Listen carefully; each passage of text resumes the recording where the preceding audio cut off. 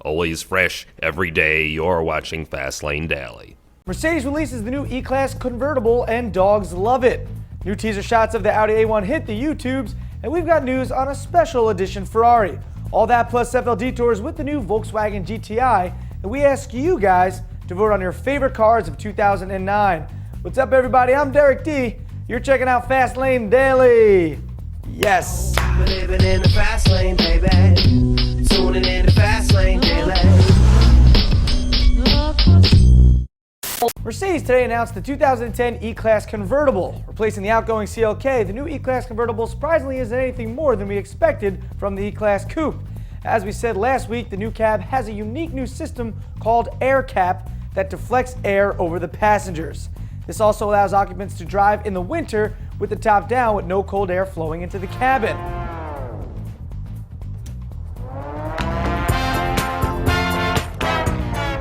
Or dogs, I guess. I know, kind of cheesy, but it shows exactly how the new Aircap system works. Pretty cool, especially for your dogs. And Audi's long-rumored A1 has a little bit more for you hatchback fans to sink your teeth into. Teased online is this graffiti-stylized illustration of what it may look like. Audi's plans for the A1 are seemingly set in stone.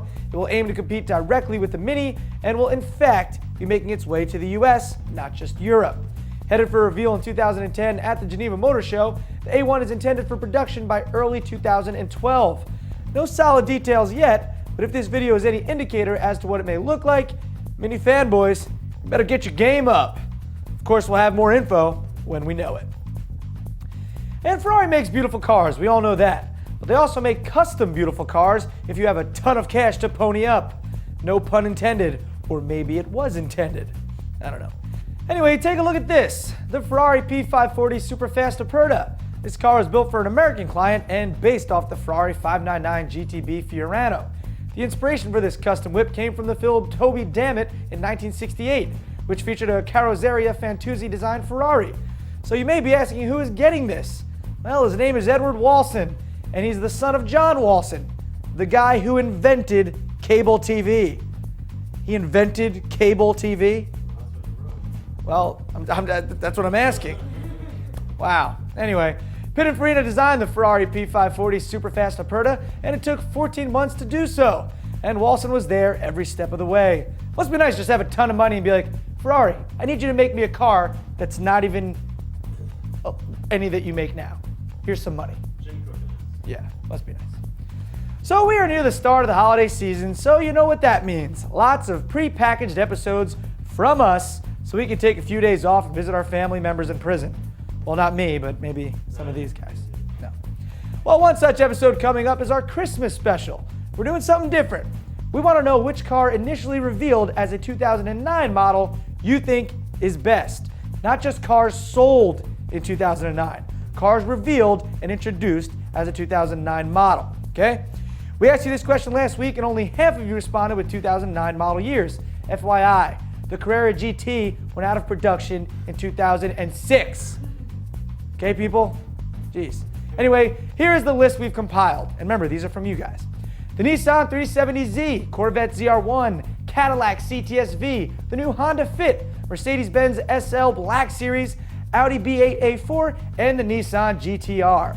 So out of all the comments last week, those were the cars you listed that were actually introduced as a 2009 model.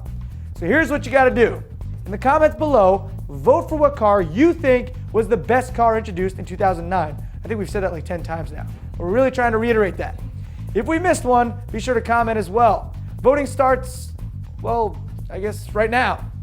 And we will stop counting votes on Thursday morning. So get voting. Ian, show that list one more time. Actually, you're going to be upstairs, but yeah, show that. Okay, good. Thank you. Next up, our producer JF Musial, FLDetours, the new 2010 Volkswagen GTI. Stick around. Vote.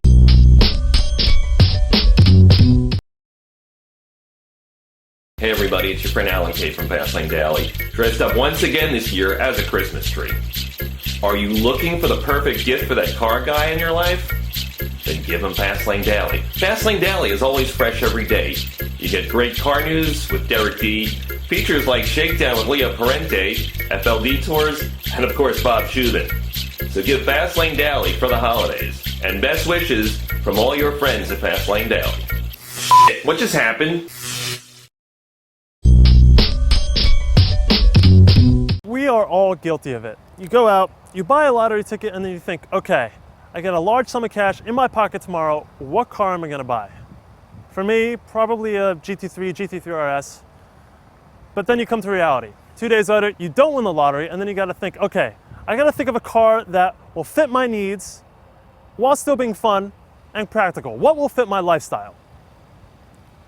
I present to you the 2010 Volkswagen GTI, today on FLDetours.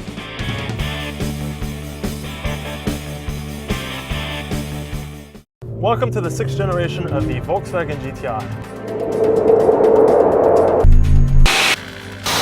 Not much different from the previous generation, the Mark V, but it does have some subtle changes that kind of do make it a little bit different and a little bit better. Inside, you have a little bit different of a dash, touchscreen for 2010, just like all the other generations. They got rid of the buttons. Everything is integrated into the software, so it's a little bit easier to navigate. The steering wheel is quite good. It feels great in your hands. It feels like quality.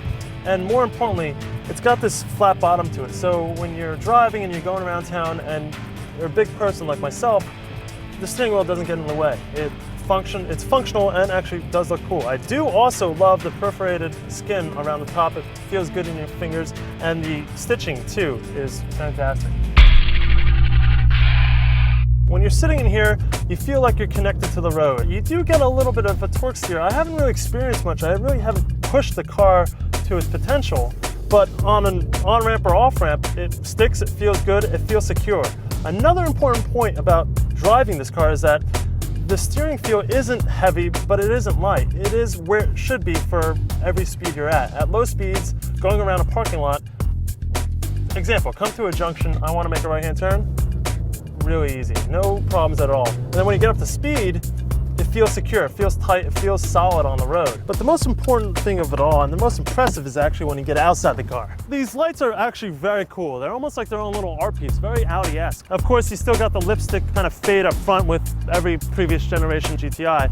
Now, the one thing I don't like, and I never really have gotten about the GTI since the Mark V, is I don't need painted calipers to say anything about what this car is. It already is a good car, doesn't say performance. It may look cool, but not really. The other thing about this is the wheels. Look cool, but in realistic driving around the city, these curb very easily. Looking at the overall shape of the car, it doesn't look bloated. Very Scirocco-esque with these mirrors. Inside, though, is where it gets very cool. Not only do you have awesome pedals for perfect heel towing, every GTI comes standard with its own Cloverfield monster, too.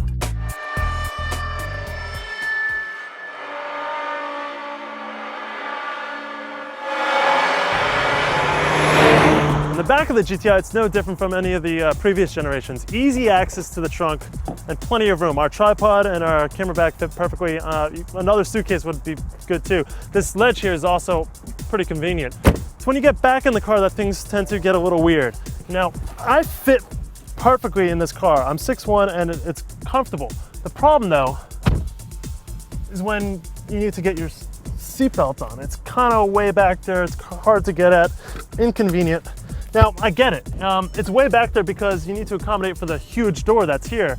And the huge door is here to allow for more space for someone in the back to get in. It also allows for easy getaway.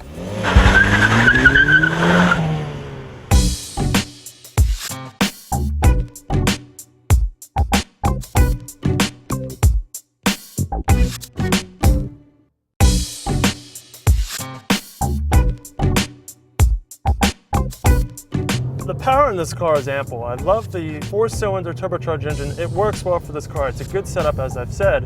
When you get on the highway, you kind of forget about all the other aspects of the car. It's a hot hatch. Well, it pulls much better than what you'd expect from a hot hatch. The GTI is a fantastic car to drive, and it works for any normal lifestyle. I like the GTI. It's a very good car. As I say always at the end of my reviews, go look at all the stats. I don't really care about them. But the best part about this day is that this lottery ticket, I get to expense, even if I lose.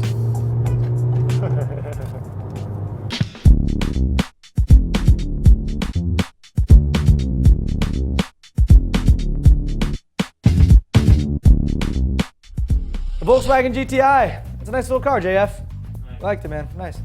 Well, that about does it for Fastlane Daily. I'm Derek D. Oh, that's right. By the way, there's something you guys didn't see in that FLDetours. And you know what? I'm just going to leave you with it. Ian, roll it. Now, big door is good because it also allows for easy getaway. Oh. FLD extra. FLD extra.